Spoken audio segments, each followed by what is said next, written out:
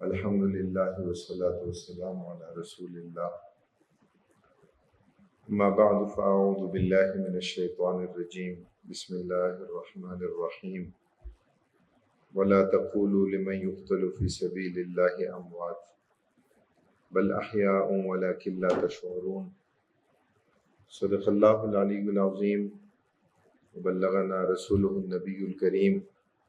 ونحن على ذلك لمن الشاہدین والشاکرین والحمد للہ رب العالمین۔ حضرات گرامی، میرے بزرگوں، نوجوان ساتھیوں، بھائیوں، محرم الحرام کا یہ مہینہ جو گزرا ہے، اس کے چند اسباق ہیں، ہمارے لیے اس میں کچھ ہدایات ہیں، اور چونکہ عام طور پر اس کے بعض پہلو ہمارے سامنے آتے ہیں، لیکن مکمل تصویر جو ہے وہ سامنے نہیں آ پاتی، اس لیے اس کے تمام پہلوؤں کو مد نظر رکھنا اور اس کے مطابق اپنی زندگی کو بنانا اور سنوارنا بڑا ضروری ہے۔ سب سے پہلی اور بنیادی بات وہ یہ ہے کہ اللہ تعالیٰ نے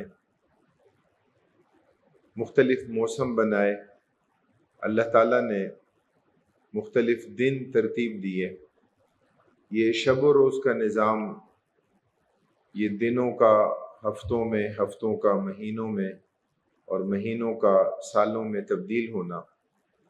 یہ اللہ رب العالمین کے اس کائنات کے نظام کا ایک حصہ ہے، اور اس میں اللہ تعالیٰ کی مشیت ہے، اس میں اللہ رب العالمین کی قدرت کے کئی پہلو ہیں، اللہ تعالیٰ کی حکمت کے کئی راز اور کئی اسرار کے جو اس کے اندر موجود ہیں۔ یعنی دن اور رات کے نظام کو اگر ہم اپنے سامنے رکھیں، قرآن کریم میں اللہ رب العالمین نے اس کو جو تعبیر فرمایا ہے کہ ہم نے دن کو معاش کے لیے بنایا اور ہم نے رات کو لباس بنایا، اور ہم نے رات کو آرام اور سکون کا ذریعہ اور سبب بنایا۔ قرآن کریم کی ان آیات میں ایک بڑا گہرا اعجاز ہے۔ یہ اعجاز القرآنی کا اور اعجاز علمی کا ایک ایسا عنوان اور ایک ایسا دائرہ ہے کہ جس کے اندر میڈیکل سائنس بھی حیران، کہ جس کے اندر انسانی مزاج اور انسانی نفسیات کا بھی مکمل خیال رکھا گیا، اور جو انسانی باڈی کے لیے، اس کی مینٹیننس کے لیے جو خودکار نظام اللہ رب العالمین نے قائم فرمایا ہے، اور وہ رات کی نیند کی صورت میں اللہ تعالیٰ نے قائم فرمایا ہے، تو ظاہر ہے کہ اس کا متبادل اور کچھ نہیں ہو سکتا۔ اسی طرح اللہ رب العالمین نے سردی اور گرمی کی صورت میں، اللہ رب العالمین نے مہینوں کے الٹ پھیر کی صورت میں اللہ تعالیٰ نے اس کائنات کا نظام ترتیب دیا ہے، اور پھر اس کے ساتھ ہماری ہجری تقویم اور ہماری قمری تقویم کے مطابق اللہ تعالیٰ نے عبادات کا ایک نظام اس کے ساتھ جوڑ رکھا ہے کہ جو عبادت جس مہینے کی عبادت اور جس وقت کی عبادت ہے، بس وہی عبادت ہے۔ نمازوں کے اوقات مقرر ہیں، ان الصلاۃ کانت علی المؤمنین کتابا موقوتا، تو اس کے بغیر جو نماز ہوگی وہ ادا نہیں ہوگی بلکہ وہ قضا ہوگی۔ رمضان ہے تو رمضان کے روزے رمضان میں ہی رکھیں گے، رمضان کے علاوہ نہیں رکھے جا سکتے۔ حج ہے تو ذی الحج میں ہوگا۔ تو اسی لیے رؤیت ہلال کی صورت ہوتی ہے، چاند کے دیکھنے کی صورت ہوتی ہے۔ اسی طرح ہماری عبادات کا نظام کے جو اس کے ساتھ جڑا ہوا ہے کہ جو ہمیں شریعت مطہرہ میں نظر آتا ہے۔ تو محرم اسی نظام اور اس ترتیب کے مطابق حرمت کے 4 بنیادی مہینوں میں سے ایک مہینہ ہے کہ جسے اللہ رب العالمین نے قرآن کریم میں بھی اشہر الحرم سے تعبیر فرمایا ہے، اور فرمایا کہ اس کے اندر ظلم مت کرو، فلا تظلموا، فرمایا کہ اس کے اندر ظلم کا ارتکاب مت کرو۔ یوں تو ظلم کا ارتکاب سال کے 12 مہینوں میں سے کسی مہینے کے اندر بھی نہیں کرنا چاہیے، لیکن پھر خصوصیت کے ساتھ اللہ رب العالمین بعض مواقع کا، بعض امکنہ کا، بعض مقامات کا اور بعض اوقات کا اللہ رب العالمین تذکرہ فرماتے ہیں۔ ظلم کرنا، زیادتی کرنا، جرم کرنا، معصیت اور نافرمانی کرنا تو ویسے بھی غلط ہے، لیکن اگر کوئی بیت اللہ کے اندر کرے تو اس کی جو شناعت ہے اور اس کی جو خباثت ہے وہ تو اور زیادہ بڑھ جائے گی۔ ظلم کرنا، زیادتی کرنا، اللہ کی معصیت اور نافرمانی کرنا تو ویسے بھی غلط ہے، لیکن اگر کوئی مسجد کے اندر کرے گا تو اس کی شناعت اور اس کی خباثت تو اور زیادہ بڑھ جائے گی۔ اگر کوئی رمضان کے مہینے کے اندر کرے گا تو اس کی خباثت اور اس کا وبال وہ تو اور زیادہ ہو جائے گا۔ تو اس لیے جاہلیت میں بھی اس بات کو مد نظر رکھا جاتا تھا کہ حرمت کے ان مہینوں کے اندر کسی کے ساتھ زیادتی نہ ہو اور کہیں بھی اقدام نہ کیا جائے، کہیں بھی پہل نہ ہو۔ کوئی لڑائی ہے، کوئی اختلاف ہے تو اس کا سبب آپ نہ بنیں۔ اور جو لوگ اس حوالے سے مہینوں کی الٹ پھیر کا نظام کرتے تھے، اللہ رب العالمین نے قرآن کریم میں اسے نسی اور زیادۃ فی الکفر سے تعبیر فرمایا۔ تو یہ محرم کا سبق ہے کہ ظلم کا ارتکاب، زیادتی کا ارتکاب، معصیت کا، نافرمانی کا ویسے بھی نہیں کرنا چاہیے، اور پھر بعض مخصوص مہینوں کے اندر خصوصیت کے ساتھ اس سے منع کیا گیا۔ محرم کا یہ مہینہ ہماری ہجری تقویم، ہماری جو قمری تقویم ہے تو اس کا پہلا مہینہ ہے، اور ظاہر ہے کہ یہ ہمیں ہجرت کی یاد دلاتا ہے کہ حضرات صحابہ کرام رضوان اللہ علیہ مجمعین نے نبی اکرم صلی اللہ علیہ وسلم نے جو ہجرت کی تو مکہ مکرمہ میں جو آپ کا مولد تھا، جو آپ کا مسکن تھا، کہ جہاں ایک زندگی گزری تھی، اور ظاہر ہے کہ اس کے نتیجے میں وہاں زندگی گزارنا آسان ہوتا ہے کہ جہاں آپ کے اپنے ہیں، آپ کے رشتہ دار ہیں، آپ کے عزیز و اقارب ہیں، اور جہاں آپ کے جمائے ہوئے کاروبار ہیں، تو ان کو چھوڑ کے جانا اس بنیاد پر کہ چونکہ یہاں ہم اللہ تعالیٰ کے دین پر عمل نہیں کر سکتے تو ہم ہجرت کر کے جن راہوں کا انتخاب کریں گے وہاں ہم اللہ تعالیٰ کے دین پر عمل پیرا ہوں گے، وہاں ہم اللہ تعالیٰ کے دین پر پوری طرح عمل کر سکیں گے۔ تو یہ مشکل ترین عمل ہے، مشکل ترین عبادت ہے، کوئی آسان نہیں ہے ہجرت کی راہوں کو اختیار کرنا۔ اس لیے اللہ کے نبی صلی اللہ علیہ وسلم نے کئی احادیث مبارکہ میں اس کا تذکرہ فرمایا۔ مشہور حدیث حضرت عمر فاروق رضی اللہ تعالیٰ عنہ کی کہ جس میں نیت کا تذکرہ کیا گیا، اور اس میں خصوصیت کے ساتھ اس بات کا تذکرہ کیا گیا کہ جس کی ہجرت اللہ اور اللہ کے رسول کی طرف ہوگی تو اسے اللہ اور اللہ کے رسول کی طرف ہجرت کا اجر اور ثواب ملے گا، اور جس کی ہجرت کچھ اور مقاصد کے لیے ہوگی تو وہ مقاصد حاصل ہو جائیں گے لیکن پھر ہجرت الی اللہ و رسولہ کا اجر اور ثواب اسے نہیں ملے گا۔ اس لیے یہ ایک آزمائش ہے، یعنی ہم اپنے معاشرے میں جائزہ لیں کہ کتنے لوگ ایسے ہیں کہ جو اپنے معاش کی خاطر ایسے ممالک کا انتخاب کرتے ہیں کہ جہاں ان کے دین کی کوئی حفاظت نہیں ہے، کہ جہاں ان کے اخلاق کی کوئی حفاظت نہیں ہے، جہاں ان کی اولاد کی تربیت کی کوئی ضمانت اور گارنٹی نہیں۔ پیش نظر کیا ہے؟ معاش۔ اگر تو پیش نظر دعوت ہو اور اس کے لیے یہ قربانی ہو تو پھر تو یہ بات درست ہے اور یہ بات بہتر ہے کہ اس کی بنیاد پر اتنا بڑا اقدام جو ہے وہ کیا جائے۔ تو اس لیے محرم کا یہ مہینہ ہماری ہجری تقویم میں، ہماری قمری تقویم میں چونکہ پہلا مہینہ ہے، یہ ہمیں ہجرت کے اس سفر اور اس سفر کی صعوبتوں کی یاد دلاتا ہے۔ اللہ کے نبی صلی اللہ علیہ وسلم نے پیچھے مڑ کر مکہ کی پہاڑیوں کی طرف دیکھ کر فرمایا کہ اے مکہ تو میرے لیے انتہائی محبوب ہے اور تیرے باسی مجھے نہ نکالتے تو میں کبھی نہ نکلتا۔ اور نبی اکرم صلی اللہ علیہ وسلم نے حقیقی مہاجر کا مفہوم ذکر فرمایا کہ حقیقی مہاجر کون ہے؟ فرمایا حقیقی مہاجر وہ ہے کہ جو اللہ رب العالمین کی معصیت اور اللہ تعالیٰ کی نافرمانی کو ترک کر دے، جو ہجرت کی راہوں پر بھی نکلے اور اللہ تعالیٰ کی عبادت پر کاربند ہو، اللہ تعالیٰ کی معصیت اور اللہ تعالیٰ کی نافرمانی کو ترک کرے۔ یہ مہینہ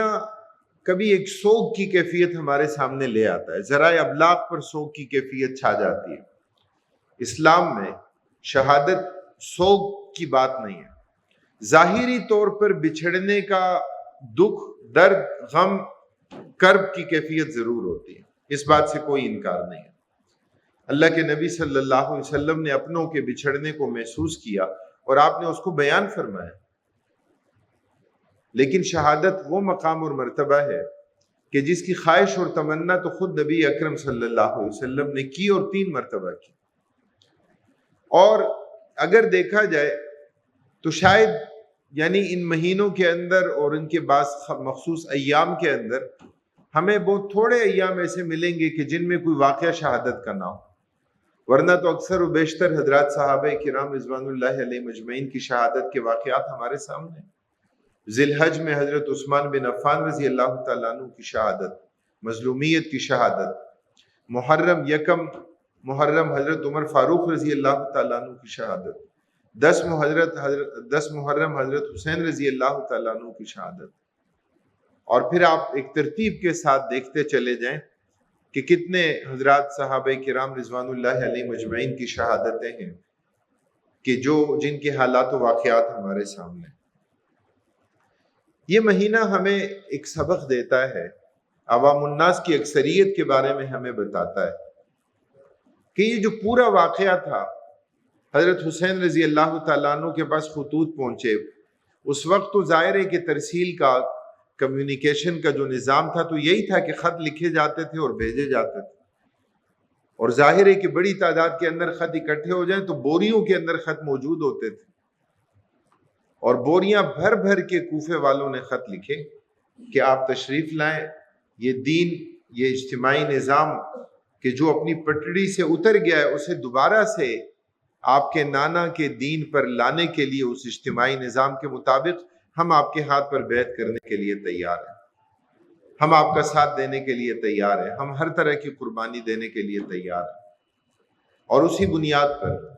حضرت حسین رضی اللہ تعالیٰ عنہ نے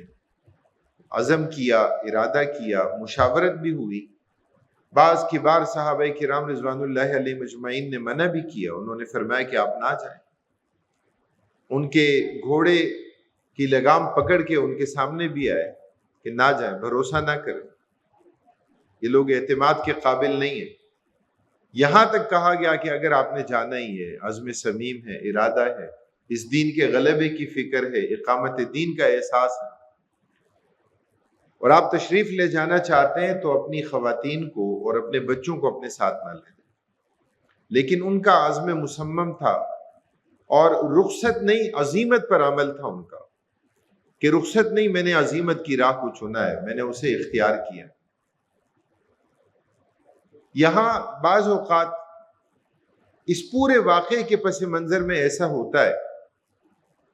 کہ پروپیگنڈے کا شکار ہو کر صحابہ کرام رضوان اللہ علیہ مجمعین اور اہل بیت کے درمیان ایک دوئی اور ایک سنویت اور ایک خلیج درمیان میں آ جاتی ہے۔ یہ دین کا مزاج نہیں ہے، یہ نبی کریم صلی اللہ علیہ وسلم کی شریعت کا مزاج نہیں ہے، اسے آپ الگ نہیں کر سکتے۔ یہ نبی اکرم صلی اللہ علیہ وسلم جو دین لے کر آئے ہیں یہ اس کے مزاج کے خلاف ہے۔ ایسی کوئی بھی دوئی، ایسی کوئی بھی سنویت، ایسی کوئی بھی خلیج اور تفریق کہ جو ان کے اندر پیدا کر دی جائے، نبی کریم صلی اللہ علیہ وسلم کا خانوادہ، آپ کے اہل بیت، حضرات صحابہ کرام رضوان اللہ علیہ مجمعین، یعنی آپ اس میں کوئی ایسی دوئی اور سنویت پیدا نہیں کر سکتے۔ ایک ہی مشن ہے، ایک ہی اس دین کے غلبے کی فکر ہے، اور ظاہر ہے کہ مزاجوں کا اختلاف تو آپ کو انسانی طبیعتوں کے اندر، یہ تو انسانی سرشت کے اندر موجود ہے، اس کے لیے آپ کوئی ایک پیمانہ وضع کر ہی نہیں سکتے۔ حضرت خالد بن ولید رضی اللہ تعالیٰ عنہ میدان جہاد کے جو سپہ سالار تھے، آپ کو حضرت ابو ہریرہ رضی اللہ تعالیٰ عنہ کی زندگی میں میدان جہاد و شہادت کے وہ واقعات نہیں ملیں گے، لیکن حضرت ابو ہریرہ رضی اللہ تعالیٰ عنہ کا روایت حدیث میں جو مقام اور مرتبہ ہے پھر وہ کئی صحابہ کرام رضوان اللہ علیہ مجمعین سے آگے ہیں روایت حدیث میں. آپ صلی اللہ علیہ وسلم نے مزاجوں کے مطابق آپ نے ذمہ داریاں تفویض فرمائیں، آپ نے اس کے مطابق القاب دیے. آپ نے فرمایا معاذ بن جبل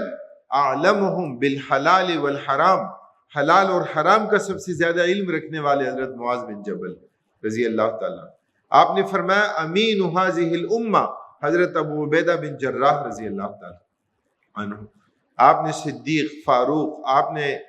جو ہے وہ اللہ اور اللہ کے رسول کی تلوار، آپ نے سید الشہداء، کتنے القاب ہیں جو نبی اکرم صلی اللہ علیہ وسلم نے دیے. اور یہ مزاجوں کا اختلاف، انسانی طبائع کا اختلاف، یہ اپنی جگہ ایک حقیقت ہے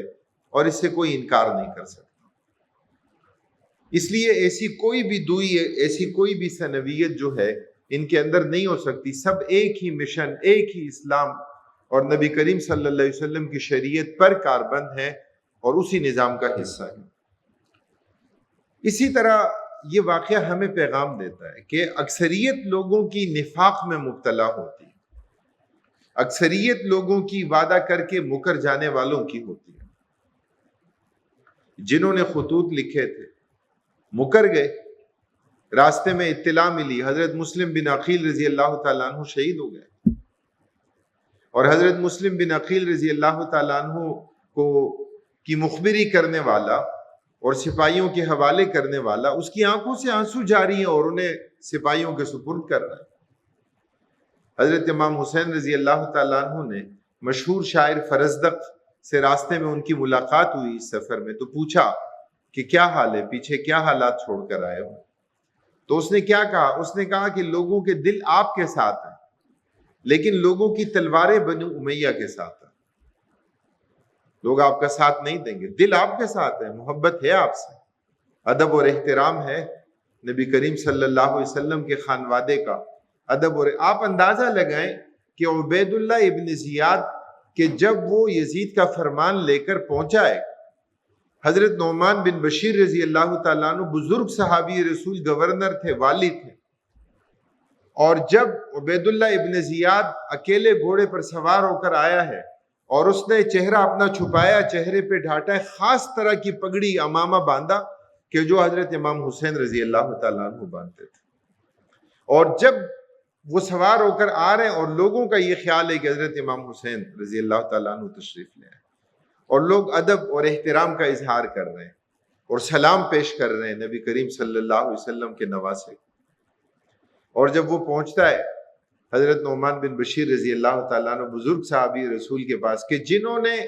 اپنی اس ذمہ داری کے دوران جب ان سے کہا گیا کہ آپ ان حالات کا مقابلہ کیوں نہیں کرتے، انہوں نے کہا کہ ایک فتنہ کہ جو سویا ہوا ہے میں کیوں اسے جگاؤں، میں کیوں اس فتنے کے حوالے سے اپنے ہاتھ جو ہے اس میں گندے کروں. فرمایا میں نہیں چاہتا. اور پھر عبید اللہ ابن زیاد نے فرمان دیا کہ آپ کو معزول کر دیا گیا اور آپ کی جگہ اب کوفہ اور بصرہ دونوں کا والی میں ہوں. محبت اتنی تھی لوگوں کو کہ وہ خاص انداز انہیں معلوم تھا کہ ان کی پگڑی کیسی ہوتی ہے، ان کا امامہ کیسا ہوتا ہے، ان کا چلنے کا انداز کیا ہوتا ہے. محبت، عقیدت، ادب اور احترام کی کیفیت. یعنی آج کے حالات میں آپ اس کا جائزہ لیں کہ آج سروے ہوتے ہیں کہ جی 90% جو ہے نا لوگ اسلامی نظام کو پسند کرتے ہیں، جی لوگ خلافت کو پسند کرتے ہیں، لیکن کیا لوگ اپنی زندگی کے اندر اسے اپناتے ہیں؟ کیا لوگ اپنی زندگی کے اندر اسے اختیار کرتے ہیں؟ کیا لوگ پھر نیک لوگوں کو اقتدار کے ایوانوں میں بھیجتے ہیں؟ کتنے لوگ ہیں آپ دیکھیں محرم کے اندر یہ نیاز ہے، یہ دیگیں تیار ہو رہی ہیں، یہ سبیلیں لگ رہی ہیں، ربیع الاول کے اندر آپ دیکھیں کہ چراغاں کیا جا رہا ہے. تصور دین مسخ ہو گیا، اجتماعی نظام کی فکر نہیں رہی، انفرادی زندگی میں دین کو غالب کرنا ذہن سے نکل گیا، تصور دین الگ الگ، نفاق معاشرے کے اندر آ گیا. لوگ متدین ہیں، لوگ سمجھتے ہیں ہم دین سے وابستہ ہیں، لوگ کہتے ہیں ہمیں دین سے محبت ہے، لوگ کہتے ہیں ہمیں نبی کریم صلی اللہ علیہ وسلم کے ساتھ عشق ہے. تو کیا آپ کے اس نظام کو نافذ کرنا چاہتے ہو؟ کیا اپنی انفرادی زندگی کے اندر نافذ کرنا چاہتے ہو؟ کیا اپنی اجتماعی زندگی کے اندر نافذ کرنا چاہتے ہو؟ کوئی نہیں. آج اعداد و شمار کی دنیا ہے، ریسرچ کی دنیا ہے. آپ دیکھیں کہ یہ لوگ کہ جو 90+% جو لوگ دین کو چاہتے ہیں، اجتماعی نظام کو چاہتے ہیں، پھر آپ اعداد و شمار نکال کے دیکھیں کہ کتنے لوگ جھوٹ بولتے ہیں. پھر آپ اعداد و شمار کو نکال کے دیکھیں کتنے لوگ دھوکہ دیتے ہیں، کتنے لوگ کاروبار میں خیانت کرتے ہیں، فراڈ کرتے ہیں، کتنے لوگوں کے معاملات زندگی خراب ہیں، کتنے لوگوں کی معیشت میں سود شامل ہے. اس لیے تصور دین بگڑ گیا. تب بھی بگڑا تھا، آج بھی اسی ڈگر پر، اسی نظام کے مطابق دین کا ناقص تصور لوگوں نے اپنا لیا. دین کا کامل تصور نہیں ہے، دین کے غلبے کی بات نہیں ہے. ایک نیک شخص، ایک متدین شخص دین سے وابستہ، چلے ہم جماعت کی بات کرتے ہیں، تحریک اسلامی کی بات کرتے ہیں، کہ جو دین کے ناقص تصور کی بات نہیں کرتا، جو اجتماعی نظام کی بات کرتا ہے، لوگ کہتے ہیں کہ بڑا اچھا شخص ہے، بطور امیدوار، بطور کینڈیڈیٹ بہت اچھا ہے، نیک ہے، پارسا ہے، متقی ہے، اور امانت و دیانت میں سب سے آگے، لیکن بس آج کی سیاست میں چل نہیں سکتا. کہ جی اسے ووٹ دینا تو اپنے ووٹ کو خراب کرنا ہے. سمجھتے ہیں کہ اسے اقتدار کے ایوان میں بھیجنا تو کوئی کام نہیں ہوگا. اس لیے دین کے کامل تصور کو اپنانا، معاشرے سے اس نفاق کو، اس دوئی کو، اس ثنویت کو ختم کرنا، اس کی بڑی ضرورت ہے. دین کا کامل تصور اختیار کیجیے. ظلم پر مفاہمت نہ ہو، مصلحت سے کام نہ ہو، مصلحت سے کام لینا نہ ہو، بلکہ اس دین کے غلبے کے لیے، اس دین کی بالادستی کے لیے پھر رخصت کی راہ پر نہیں، عزیمت کی راہ پر چلنا. اس دین کو غالب کرنے کے لیے اپنی تمام صلاحیتیں بروئے کار لانا. سید ابو الاعلیٰ مودودی رحمہ اللہ نے حضرت امام حسین کی شہادت پر ایک چھوٹا کتابچہ ہے. بنیادی مقصد اور مفہوم دین کا یہ کامل تصور ہے، اسلامی انقلاب کی یہ دعوت ہے، اور معاشرے میں لوگوں کو اس کے لیے تیار کرنا ہے. اللہ رب العالمین ہمیں دین کی اس کامل تصور، دین کے اس کامل تصور کو سمجھنے اور اس کے مطابق اپنی زندگی کو بنانے اور سنوارنے کی توفیق عطا فرمائے. وآخر دعوانا الحمدللہ رب العالمین.